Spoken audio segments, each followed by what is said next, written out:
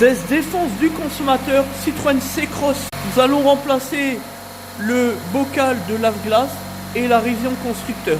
C'est un client, nouveau client, qui nous fait confiance pour nous avoir suivis sur les réseaux sociaux, notamment YouTube. On le remercie bien entendu. Comme il l'a dit, il en a marre des bricoleurs. Il va avoir affaire à un vrai pro, quelqu'un de sérieux, comme nous. On le remercie à nouveau. Donc voici la bête.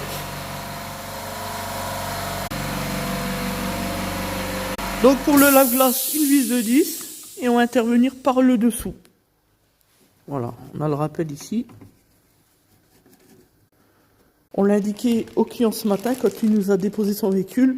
On devrait recevoir donc ce matin en première livraison le réservoir lave-glace. C'est le cas, donc impeccable, c'est super. Après on va emmancher la partie là. Et puis évidemment la dernière partie, ça va être nickel. Le nouveau filtre à air. Ici l'ancien. Voilà, on déboîte ici, 2 clics, tac tac. Allez, on poursuit. Niveau pression éclairage. On fait couler l'huile. On dépose le pare-boue ici, côté ici, et puis le pare-boue latéral de protection distribution. Et enfin, le pare-boue qui monte le long du pare-choc. Voilà, on intervient ici, la vis de 12, tac. Ici, on a un petit écrou de 10. Du coup, il faut déposer le pare-choc, évidemment, parce qu'il y a des vis à l'envers. Bon, bref, comme d'hab. Alors, on s'aperçoit qu'il manque déjà des cages, parce que, selon le client, ça a déjà été déposé pour, évidemment, intervenir au niveau de la pompe et de la durite. Donc, naturellement, ils ont dû faire le même travail qu'on est en train de faire là. Voilà. Donc, il manque des trucs de partout. Voilà, bricolage. Après, comme ça, c'est nous qui avons les emmerdes avec le client, bien sûr. Donc là, il manque 2 agrafes. Les 2 extrémités, tout simplement. Voilà. On avait juste les 2 du milieu. On dépose ça. Puis, on a 2 vis de maintien. Alors, respect de la norme, 530 ACAC2, 525, c'est impeccable.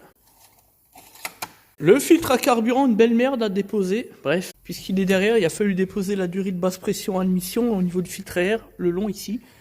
Et en fait, on a tout ça derrière, 3 vis de 12, etc. On dépose et après le capteur d'eau en dessous. Voilà, tout est bien remis en place, c'est bon. On remonte la durite et on tente une mise en route. Bon ben voilà, hein, une belle mission là quand même. Plus qu'à enlever la durite en bas, un sacré bordel quand même. Ils ont mis une vis tout au fond derrière là et celle-là il fallait la chercher. Franchement une belle misère hein. Putain. Belle misère. Allez, on repose les joints évidemment, hein, ici pour la pompe. Et encore ici pour l'autre. Et ça c'est l'entrée, le tube. Franchement une sacrée belle merde. Hein. Les vis de partout là. Maintenant on récupère la pompe principale.